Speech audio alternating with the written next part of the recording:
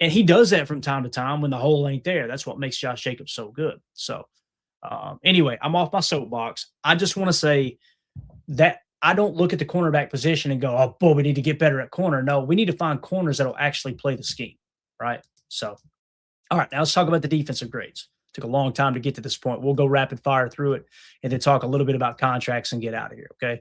I know it's Christmas Eve. I can't believe we got so many people watching here. Greatly appreciate everybody jumping in, man. We got a ton of people in there hanging out. Thank y'all for making us a part of your Christmas Eve here. Don't tick the family off, all right? Go spend time with family. But if you're like me and you had a few minutes this morning, why not talk some ball, right? Okay, so here are your top performers on defense. Micah Parsons, 92.0, no surprise. Guys, we've got our dominant edge rusher of the future. I have no worries at all about him coming back even better than he was before with the new ACL. That's just my opinion. Xavier McKinney in the number 2 spot, 82.1.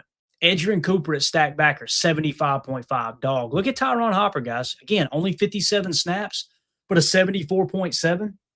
Isaiah McDuffie under contract next year, 72.6.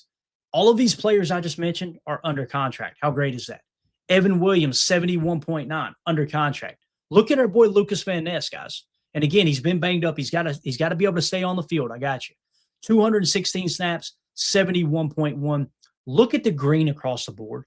I mean, literally, pass rush, 67.2. Tackle grade, 78.5. Run defense, 66.3. For a defensive grade of 71.1. Hell, he's dropped into coverage a couple of times. Got a 72.2. How cool is that? Lucas Van Ness, I think, is going to be good enough to play opposite of Micah Parsons. That's just my personal opinion. Now, you want to kick him inside from time to time, I got you. That's great and all. But if we have to get rid of Rashawn Gary, I feel good about where LVN is at now, okay? Now, Rashawn Gary, 68.0. Not a horrible grade. And listen, I understand he's underperforming. I got you. If you believe that, I completely get it. Now, when you watch him in run defense, you can tell he's not the guy pinning his ears back there, letting Micah just rush the quarterback. And Gary's kind of compressing the pocket and playing the run, and he's done really good at playing the run. I do not agree with the PFF grades that are attached to Rashawn Gary here. I don't. However, not having a sack in the last 7 or 8 games, that's a tough look. Now, he's coming off the field quite a bit, and they're doing a heavy rotation like they always have. That comes into play as well. So let's stop there for a second. Let's talk about Rashawn Gary, because that's the first player we've gotten to where we can significantly say, you know what? It might make sense for him not to be on the roster next year. I think it makes a lot of sense to keep him, too, for the right price. So with Rashawn Gary's contract, I'm going to drop this down for just a second. We'll come back to it. Let's look at the structure of Rashawn Gary's contract here. And we'll put it up. This is from Spot Track. You guys can go check this out yourself. Okay, so Rashawn Gary's cap hit next year is set at, I don't know why they don't put them. I could care less about the active GM bonuses and everything. I don't know why they just make sure the cap hits on the screen. It's maybe a little bit hard to read. Hopefully you guys can see it, okay? So this year's cap hit, $25.7 million. The dead cap attached is $34.9, okay? So now in 2026, next year, his cap hit only raises $3 million, a little less than $3 million. Okay, so like 2.8, whatever it is. All right. So his cap percentage actually goes down. This is what's funny about the people who say Rashawn Gary's been overpaid. Look at the cap percentage up here, guys. He was only 5.2% of the cap in 23, well worth the money. 2024, 4.3% of the cap, well worth the money. This year, 9.2 with the way he's performed. It's close. It's, in my opinion, because, again, I'm keying in on the tape and watching the run defense and knowing what they're doing there in conjunction with Micah Parsons when he was on the field, okay? So you couldn't get out of it this year with the dead cap. Next year, though, $28 million is the cap hit. I'm okay with keeping Gary for that price, me personally. Now, you want to try to save some money if you can. What's the dead cap? $17 million. So in layman's terms, you could cut Gary next year and free up $11 million in cap space. So now you got to ask yourself, is it worth it to not have Gary on the roster at all to have $11 million extra in cap space? In my opinion, you can't go find somebody at Gary's level for $11 million. You probably have to go in the range that he's at there. People forget how much edge defenders are getting paid in the league. Yeah, I mean, like Micah Parsons is what? Anywhere from 40 to 60 million is what he's going to be, something like that per year. So the fact that you got Gary at 28 million, I can see how it makes sense if someone's argument is I'd rather keep him. Here's the way I would approach it. Since you've got that 17 million, now the number you're trying to beat is 11 million, okay? If you went to Gary and look at his base salary, 18 million, his restructure, blah, blah, blah, active roster there, signing. So 18 million is the number we're going to go with. Okay. So with the $18 million, if you went to him and said, hey, Gary, we want to try to shave $8 million off of our cap. Okay. Now let's say 6 million off of our cap. And you went to him and said, here's the two options. Okay. We cannot have you on the roster at $28 million cap hit. So if we want to shave $6 million off of our cap, okay, and we go to you with the 18 million and we say, okay, here's what we want to do. We want to take 6 million off. So that's going to lower your base salary to $12 million. He's going to be going, what the hell are you talking about? Right. Okay, cool. Well, what we're going to do is we're going to convert 5 million of that to signing bonus, and we'll just cut you a check. We'll put that in your bank account right now. $5 million bonus if you shave some cap space off. Now, another way you can go is just if he says, no, I'm not taking a cap hit at all, you can also go the route if you need the cap right now, and you can go, okay, well, we're going to convert 9 million of the 8, let's say 10 million of the 18 million in base salary. We're going to convert 10 of it to fully guaranteed signing bonus, tack on 2 voidable years, and kick that can down the road. And now you don't even have to worry about that until 2028, where we know the cap's going to blow up anyway, right?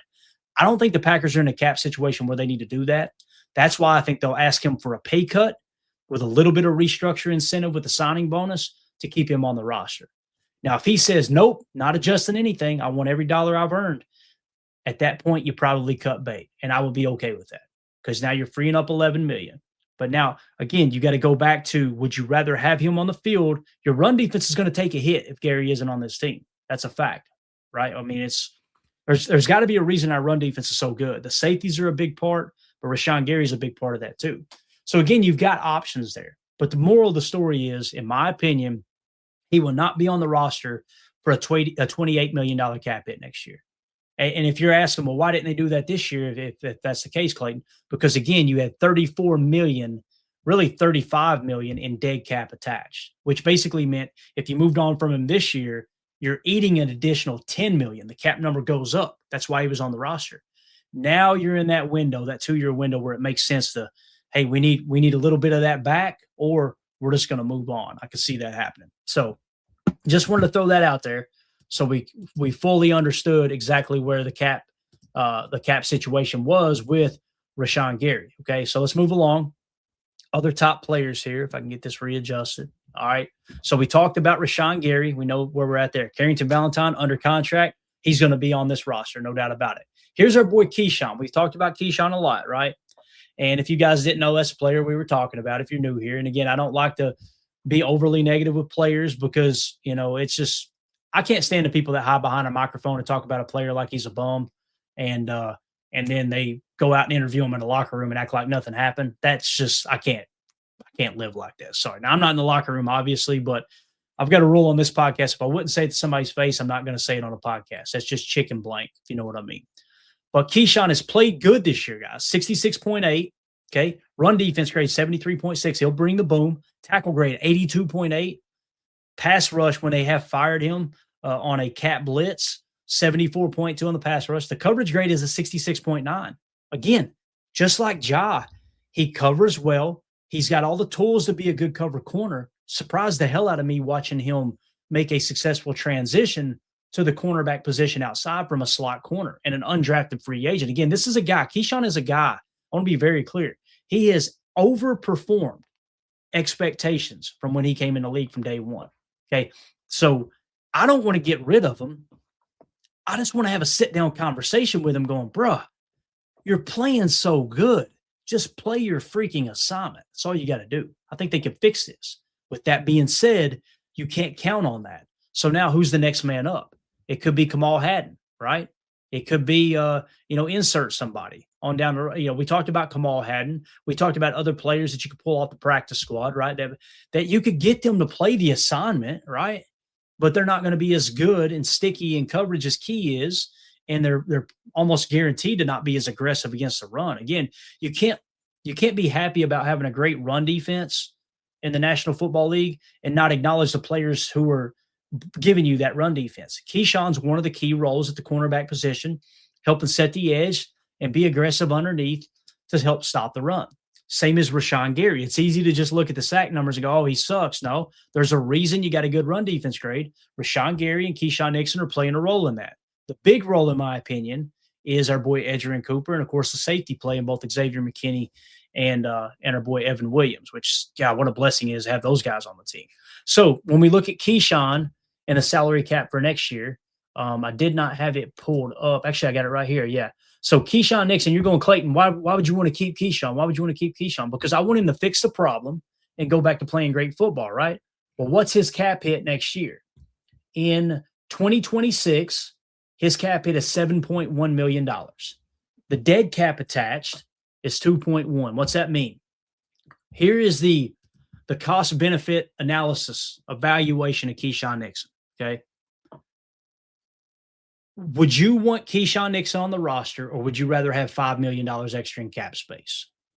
I personally would rather have him on the roster, but I just want him playing his assignment, right? So that's a conversation that needs to be had between Derek Ansley, Jeff Hafley, and Keyshawn Nixon. They need to sit down and be like, hey, we got to fix this. We got to fix it now, okay? Because, again, I think he's played good all year. But at the tune of $7 million against the cap, I think Keyshawn is money well spent, in my opinion, okay? So with that being said, I would bring him back at that price. Now, you've got a little bit of wiggle room there because, again, the dead cap attached is the $2 million. You could convert some base salary to signing bonus if you're going to have him on the roster anyway and kick that money down the road a little bit, or just put it on the backside of the contract or what have you. So Keyshawn, to me, makes sense to keep. It's just got to be coached up, man. You can't be belling on your assignment. You just can't do it. All right. Next player, Brenton Cox Jr., 66.3, right? Brenton Cox Jr. Next year, just looking at the cap, I don't think he's technically under contract for the Packers next year. Let me do a quick check. I shouldn't be doing this on the fly. I apologize for the dead air here, but let's see here. We got Brenton Cox Jr., and then we're going to go spot track. Give me just a second, because I do want to know exactly where he sits here. Because I think he's not under contract. However, he's a restricted free agent.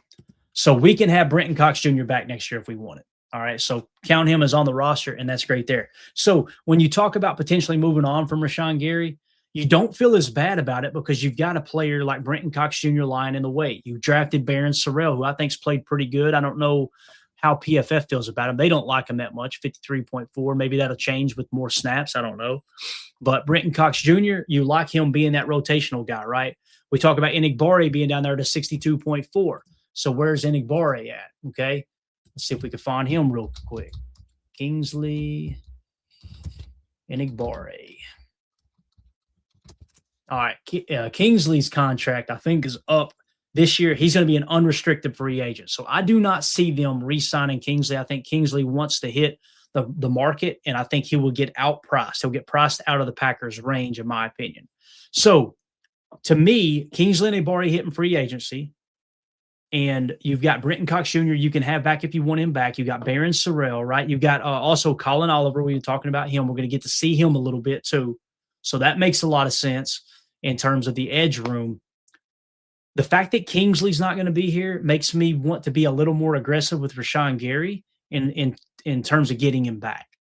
I would lean toward a restructure with Gary to free up cap space and give him a little bit more guaranteed money to make it a little easier to absorb the hit, because Enigbare is not going to be here next year, if that makes sense. Now, you may be thinking, nope, cut Rashawn Gary, free up the $11 million fully. We're okay without Enigbare, and we're going to roll with LVN, Micah Parsons, with Brenton Cox Jr. and Barron Sorrell, Colin Oliver coming off the bench. Again, the fact that you drafted those two edge defenders and you went and got Micah Parsons makes me think they're going to move on from Rashawn Gary next year, unless he's willing to take a huge pay cut to stay in Green Bay. And that's on the table too. I wouldn't expect him to do that, but that's how I would see it. Okay.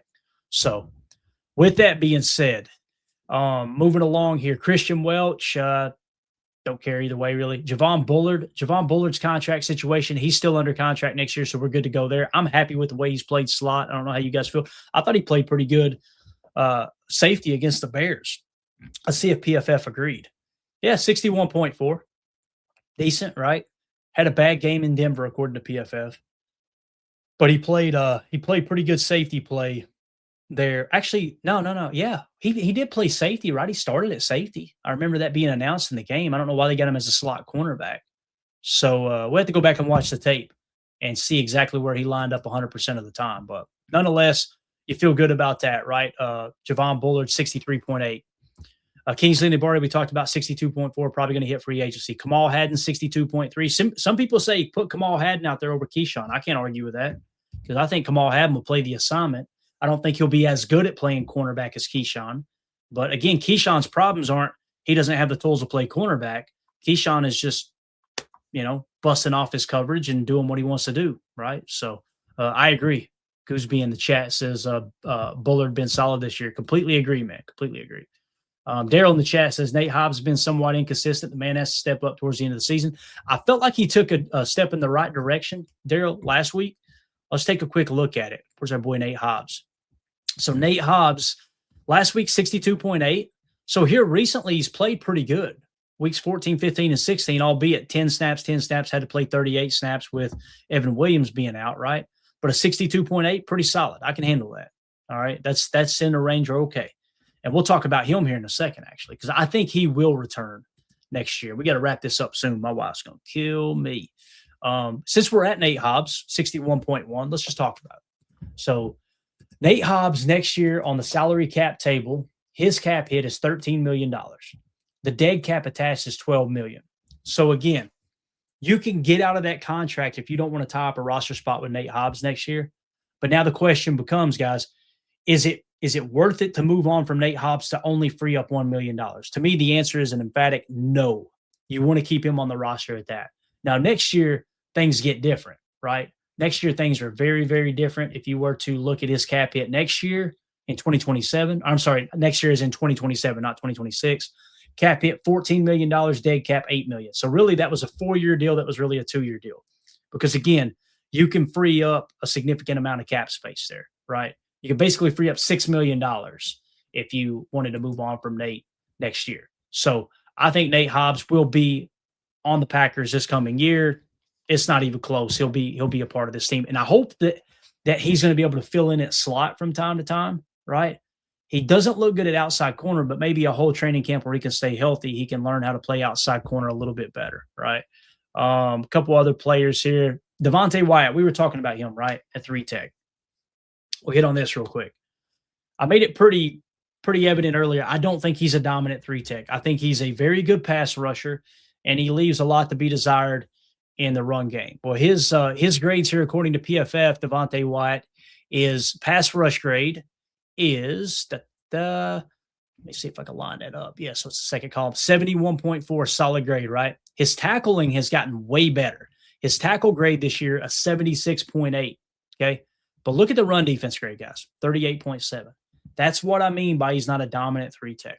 He's a very good pass rusher, and he's a poor run defender, in my opinion. So you take the poor run defense. Again, we can't be so over the moon and happy about our run defense being great and not acknowledge who's being good and who's being bad in it, right? So if his run defense grade was in the 60s, and I actually agreed with what, because I do kind of agree with what his run defense is here on the tape. He's gotten better at tackling. We see that all over the tape. Last year, he was getting juked out of his shoes. This year, he breaks down really well. He shows good tackling for him. He can bring the ball carrier down, right? But he gets just crazy in his run fits. He just kind of just focus on rushing the quarterback. Next thing you know, he's a half a gap out of place, and they'll gash us, right? Now, you haven't seen that much this year because the linebackers behind him are playing well, i.e. Edgerrin Cooper and Isaiah McDuffie, I felt like played really well. Quay, you guys know I'm hot and cold on Quay. I don't think Quay is as bad as PFF says at a 52.1, but some people, think that Quay is a dominant linebacker. I just don't see him that way. Love Quay as a person. I love how aggressive he is, but there's a lot to be desired there. I don't think he's lived up to that first round. If Quay Walker had been a 3rd or a 4th round pick, I would like Quay Walker. I'd be like, yeah, man, that was a good pick. But the fact that he's a 1st round pick and now we're having to decide, do we pay him top linebacker money? Just can't get on board with that. And again, he is an unrestricted free agent going into this year. An offer was put on the table. It sounds like he was weighing that option out. He did not like the offer they gave him. So it sounds like the Packers, agree with my assessment of Quay Walker that you're not willing to pay him top linebacker money. You're just not. And again, okay, well, you got to have a backup plan, right? If you do not re-sign Quay Walker, who's your backup stack backer? I don't know. Isaiah McDuffie at a 72.6, who's under contract next year. Tyron Hopper at a 74.7, albeit 57 snaps, but he's under contract and younger. I think the writing's on the wall. I think they went to Quay Walker and said, here's our best offer. You think it over, and by the end of the season, we need an answer, right? And Quay said, that's not the number I want. I think I can get more in free agency, and he probably can because he's a physical freak. But I would be willing to spend that money somewhere else and give Tyron Hopper and Isaiah McDuffie a go next year. And you take a swing or two in the draft this year at another stack backer. So that's kind of how I see that. Yeah, completely agree, Jay. Jay says linebacker is a sneaky need this offseason. Completely agree. Probably going to have to take at least one swing, possibly two. But again, if Quay accepts that offer, that's great. We like him at that number, whatever that number is. Is it $7 million per? Is it $8 million per? But when you look at other stack backers across the league and they're getting paid, a ton of money, I'm not willing to pay Quay Walker top 5 stack backer money. I'm just not willing to do it. What do I know though? You know what I mean? I'm not a front office guru executive here. So, yeah, moving on. Kobe Wooden 50.6. Again, I'm okay. I don't think his PFF grade lines up with the play I've seen on the field. I think he's been a really good run defender, and that's what you're wanting out of your one tech. He doesn't have to be a world breaker. I just don't want to tie a bunch of money up in a one tech. You're willing to tie money up in a 3 tech, right? Because you need that guy to be dominant both in the pass and the run. The one tech, he's going to be playing against a double team most of the time anyway. So you're kind of taking a good player and just washing him out. You're already a +1 hat count. Do that with a player that's cheap on the salary cap, as opposed to a player that, like if you were to put Devontae White in a situation where he's got to face a double team every single snap, you're wasting his talent. You want to get someone who's a good pass rusher like Devontae White or the next 3 tech of the future. You want to put him in a position where he's getting a one-on-one block. Well, how do you do that? You play him at 3 tech and put him in the B gap. 3 tech, if you guys are wondering, if you're new here, is the gap in between the guard and the tackle. So you put him in between the guard and the tackle with a wide 9 outside, maybe a LVN, right? Well, the tackle's got to block LVN one-on-one. The guard is going to have to block Devontae White one-on-one if he plays anything middle out, meaning the middle of the blocker or take the outside shoulder. You put the one tech in the A gap on the opposite side, right? And when you do that, you're forcing them to double team block him because the 3 tech rusher is so far away from the center, he can't help there. He's just going to predominantly help with the 1 tech, right? The shade defender. So you're going to get a double team there. Put somebody there that's cheap because you're eating a +1 hat count there. You're taking 2 blockers to block 1 guy, schematically lining up that way. Your 3 techs and single block, and then you want your dominant edge rusher opposite of the 3 tech. That's why you hear me say 3 tech and edge defender, top priorities on defense. You want to get pressure on the quarterback and still play the run effectively. Dominant 3 tech, dominant edge defender. Micah Parsons, right now it's Devontae White. Continue to look for a dominant 3 tech that plays the run better than Devontae White. That makes sense. So it's a long way of getting to the point, but it's the only way I know how to explain it. So that's a look at the PFF grades. Warren Brinson has been a really good pass rusher for us. His last I checked, he was well over 10% in quarterback pressure percentage according to NFL Pro and GPS tracking. Okay. So I like him as a backup 3 tech, but he's not a dominant 3 tech. Again, he's not that dominant guy. So go get that dominant guy. Go find that dominant guy. It's not Carl Brooks either, which Carl Brooks, I think, is the final year of his contract, if I remember correct. Let me take a quick little double check here. Actually, let me put this up on the screen and we'll wrap up. I did not plan on going this long, but here we are. Y'all are probably tired of hearing that. Here are our scheduled free agents for this coming offseason, okay? Just give you kind of a quick glance. You got Quay Walker at the top here, his previous average annual. And again, that's what this is sorted by. If there's a market value, I will tell you that market value. But previous average annual value for Quay Walker is 3.4 million. Okay. So that's what we paid him on average. Again, some years are higher than others. 3.4 million. What are you willing to pay him? Notice there's no market value. They don't have a market value attached. Spot Track said, I ain't touching that. Heck no, I ain't touching that. Because again, Quay, if you just looked at his RAS, if you just looked at his physical traits, you would go, "Oh, this dude's going to break the bank." But then you turn on the tape and you go, "That's tough. That's a tough watch." Now there will be other teams that had a high draft grade on him that will be willing to overpay for him, right? They will be willing to overpay for if they think he's good. You guys know my whole stance. You never overpay for good. You overpay for great. What does that mean? You never overpay for Hassan Reddick at edge, but you're willing to overpay for Micah Parsons. That's different. That's a true difference maker there, right? So Quay Walker set to be a free agent. Devontae Wyatt. Now we've got him on a 5th-year option. It's not showing here for whatever reason. If I click on that, it's showing here with the club option. It just hasn't hit yet. So they still got him listed as an unrestricted free agent, but that has already been taking place. His cap hit is 12.9. So just completely ignore, disregard Devontae Wyatt being on those lists. John Fitzpatrick just tore his Achilles. Probably not going to be on the team next year. Hate to say it, John, but that's the brutality of this sport and the business of football. He was like, hey, trying to build himself up to maybe get a contract extension, $2 million per, maybe get $3 million fully guaranteed on a 3-year deal. You're not breaking the bank by no stretch of the imagination. He knows the offense. The Packers are bringing him back. Well, now contract year, he tears his Achilles. Got to start from scratch. It sucks, man. And that's why I always try to, when a player holds out for a contract, I don't bash them, man. It's a business. If we're going to bash a player for holding out for a new contract to make sure they get guaranteed money to protect themselves from injury, then we better bash the team for not giving him a contract extension right now because he got hurt.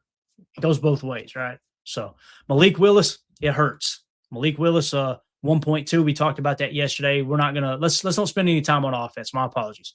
Zane Anderson is due to be an unrestricted free agent, right? Let's double check. It says he's an exclusive rights free agent in 2025. So now his exclusive rights are up. He is going to be an unrestricted free agent. Zane Anderson will test the market. If you don't get an offer, bring him back. I think Zane's a good football player, but you can't afford to pay him a significant amount of money. $3 million per, I'd be okay with it. Zane's proven his worth in that range, in my opinion. Nick Nyman, linebacker, he's going to test the market. If you can get him back for cheap, I'm cool for getting him back for cheap. Here's one, Romeo Doubs. We're going to talk about on offense, right? But his market value, $12.1 million is Romeo Doubs' market value. I'm not willing to pay him $12.1 million. Just can't do it. I think this will be the last year that Romeo Doubs is a Packer. Bo Melton plays corner, right? Restricted free agent. So we'll get him back if we want him. Staying on defense. There's your boy Nick Barre, exclusive or unrestricted free agent. No market value, but I think somebody will probably pay him more than the Packers are willing to pay him. Now, if he goes to the market, the best he can get is $4 million per. I'd be willing to pay him $5 million per. I think he's proven his worth in that regard. You can make it to where it's less guaranteed money, right? And you can get out of it after 1 year. And that's the best offer he got. That's the best offer he got, right? But I think he's put enough on tape that somebody will overpay him a little bit, and good for him. Rasheed Walker. I catch a lot of heat for Rasheed Walker, and me saying, I don't think he'll be back as a Packer. This is why. Are you willing to pay Rasheed Walker $23.7 million? I'm not. I'd be willing to pay him 10, 12. But if the market value truly is 23.7, and they do an extensive research on these market values, and I think they're usually a little bit lower, actually, is what history has shown us. This market value, according to Spot Track, is typically a little bit lower than what the players actually get. I'm not willing to pay him that, man. Yeah. Gooseby says, Walker done. I agree, man. I agree. So Chris Brooks, Brenton Cox Jr., restricted free agent. We can get him back if we want him. Kamal Haddon, we can get him back if we want him. So, again, man, when you look at these, the big thing is Quay Walker. I think there's a realistic chance he doesn't return to the Packers. I believe that. Devontae Wyatt's under contract. We're good there. The next one's Zane. Pay the man his money for what it's worth anyway. So I think the defense is in a good spot. But again, you've got Devontae Wyatt under contract for $12 million next year. Again, I think that you've got to continue looking for a 3-tech. And, that might be the 3rd round pick this year, 2nd round pick, what have you, right? It might be maybe somebody falls in the 2nd round. But that's why when we were talking our draft coverage this year, gang, if you'll remember, we were talking about how this draft is loaded with defensive tackles, right? And whether they panned out or not right now, who knows? And it's still young. It might be a second year jump or what have you. You never know how these things are gonna work out, right? But when you look at the three tech position and the draft was so heavy with them, what it tells me is they like Matthew Golden way better than any defensive tackles that were on the board when the Packers selected, right? So I want to take a quick glance here. I didn't have this in the plans, surprised, right? Let's see from the 2025 draft year, all 32 teams. Let's see who's trading out. Oh my gosh, boys. It's going to make me sick at my stomach. Do you guys, anybody who watched the show consistently, let me move my water bottle so I can go to the draft board here. Can anybody remember who one of my favorite three techs were in the draft? And there was a few of them, but there was one that I talked about from day one. I'm going to get a sip of coffee here. Defensive tackle from last year's draft. Do you guys remember who my draft crush was?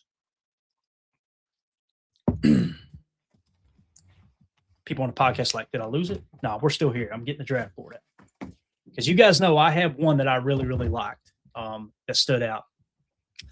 J. Cole says Kenneth Grant. That was one of them at the top of the list. Kenneth Grant was number 2 on our draft board behind Mason Graham.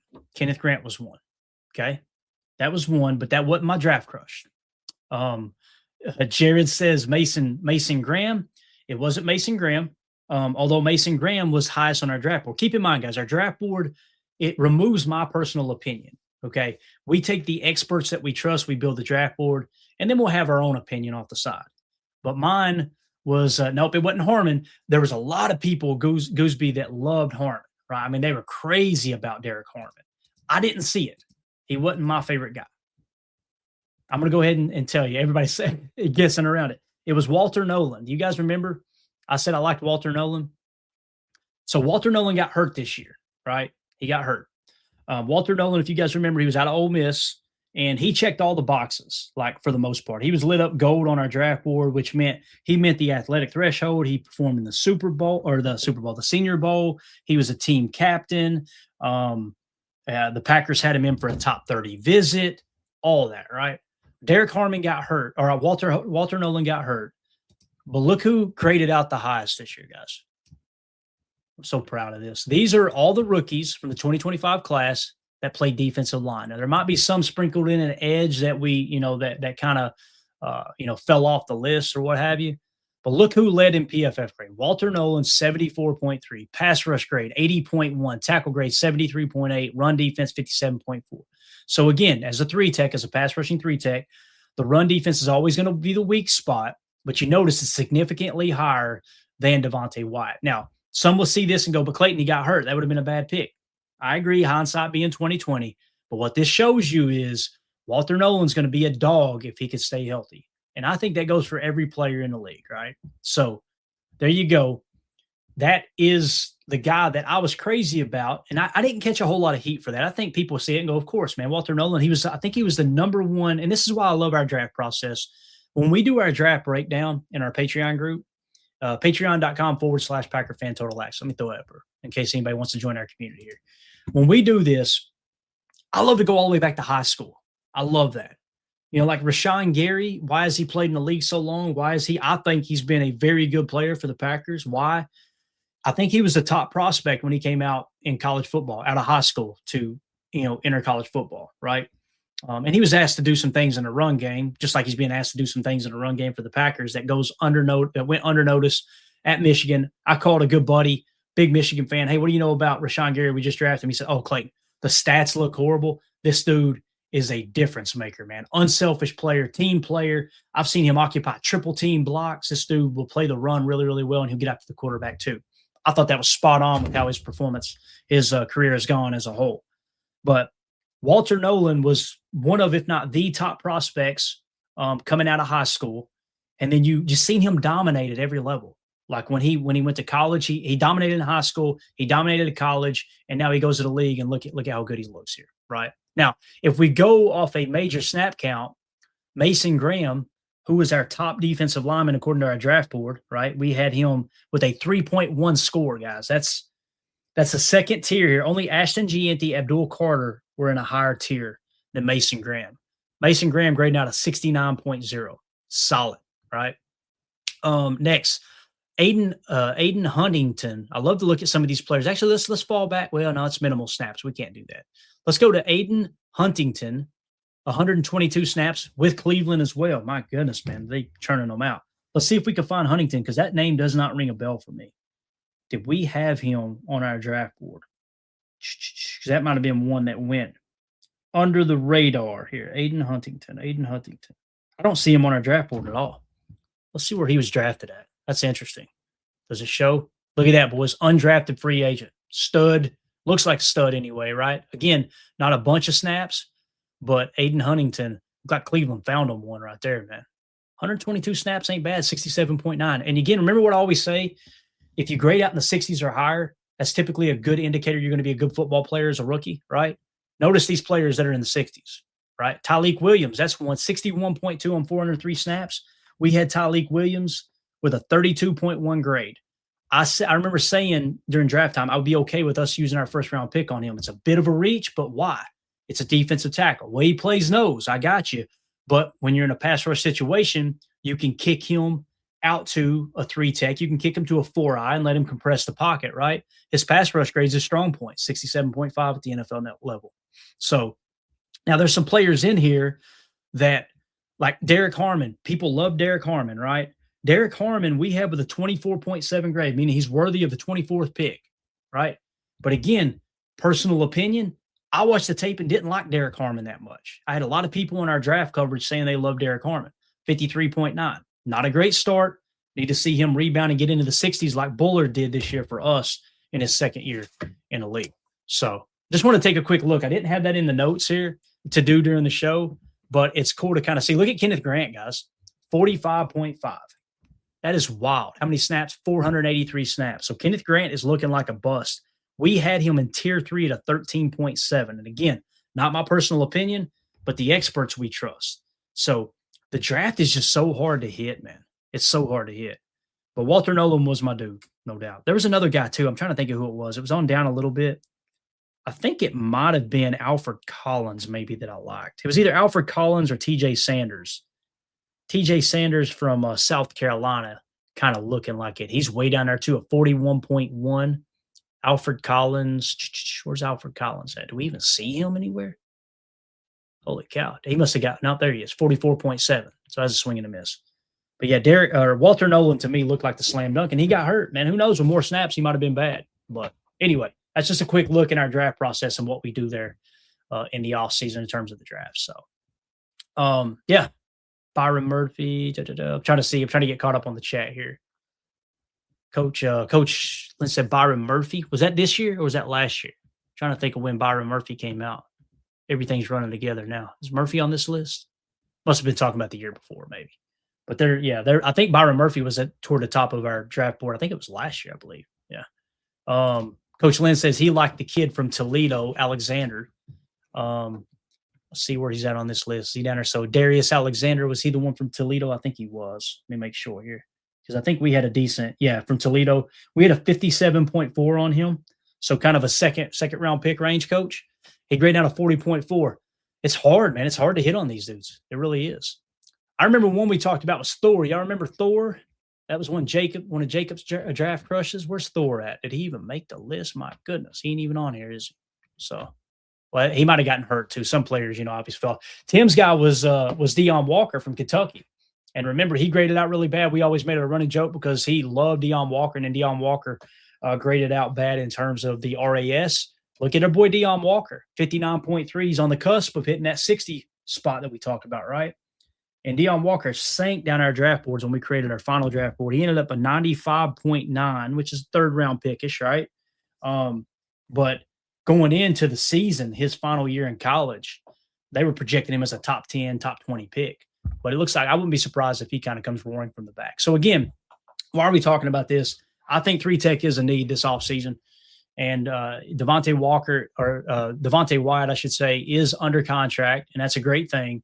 But it doesn't mean you don't continue to look for a new 3-tech. So, again, if we had drafted Walter Nolan, he had stayed healthy, and he'd been graded out in 70s, we'd be like, oh, we found another Evan Williams, right? We found another Edgerrin Cooper. We found a dog. Now, was he even available? I don't think he was. Let me double check that real quick. When we picked Yeah, he got taken 16th, so he was off the board. Again, this isn't saying Goody screwed this up. I'm just simply saying that was the guy that really stood out to me, you know. And I would have been okay if we'd have traded up for a guy like that. Of course, I'd have got raked over the coals if he'd have gotten hurt, right? And missed the entire season. We wasted our first round pick. So anyway, that's it, guys. Man, that was a long way to get through the top defensive players, but I'd rather have a long, extensive conversation like that in terms of breaking down the roster future, modeling the roster out. That's what GMs are doing this time of the year as well. They're kind of getting everything set for the offseason. You know, Goody's not just sitting back going, how's his team playing? How's his team playing? They've been traveling all over the country, watching these college players already, putting scouting reports together. They're putting game plans together for the offseason and which players they want to interview, who's going to be their top 30 visits, who are they going to see at the combine, who are they going to visit at the Senior Bowl, all that stuff, right? So it's fun to kind of look back on last year. What mistakes did we make? And I think this year, I think they may take a swing at 3-Tech fairly early. I hope they do. Anyway, I hope they do. But then again, they may be sold on Devontae Wyatt, you know? And one thing I will say, I wasn't trying to beat Devontae Wyatt down on this episode. Devontae Wyatt is a very good pass rusher. He's just not a very good run defender. I want a dominant 3-Tech. I want a Quentin Williams. I want somebody, man. I want somebody that other teams go, how the hell are we going to block this guy? We're going to have to put a tight end over to help chip the edge so we can completely fan the center over out of position. The guard is just going to jump to the outside shoulder and the center is going to have to crack. We're going to force them to double team on that side. Then you turn your 1-Tech loose. And in a pass rush situation, if you got Wyatt on one side and you've got Walter Nolan on the other, that sounds a lot better, don't it? So just something to think about. But with that being said, appreciate everybody tuning in today. Again, just wanted to get a little content out here. I got to go get everything ready. We got like 30 people coming over for Christmas. So I'm going to be Mandy's helper today. I'm going to go, what do you need now, honey? What do you need now, honey? That's what it's going to be all day long so we can get the house ready. So appreciate everybody tuning in. If you would, hit like, hit subscribe. If this is your first time tuning into PTA, hey, give us a Go Pack Go in the comment. Anytime I ask, hey, guys, let us know how you feel in the comment section. You know, if you don't have something, I don't really have anything to add there, just hit us with the Go Pack Go. That's good enough for us. All right. A Go Pack Go or a cheese emoji, something like that. All right. Let us know that you're out there. And anytime you comment, you like, you subscribe, you share the stream, obviously it helps the channel more than you guys know. But we appreciate everybody jumping in here on short notice. And look at Dead Fish with the facts at the end. Thank you, buddy. He says on July 31st, Thor was waived by the Seahawks. So there you go. We'll have to get Jacob's opinion on that later.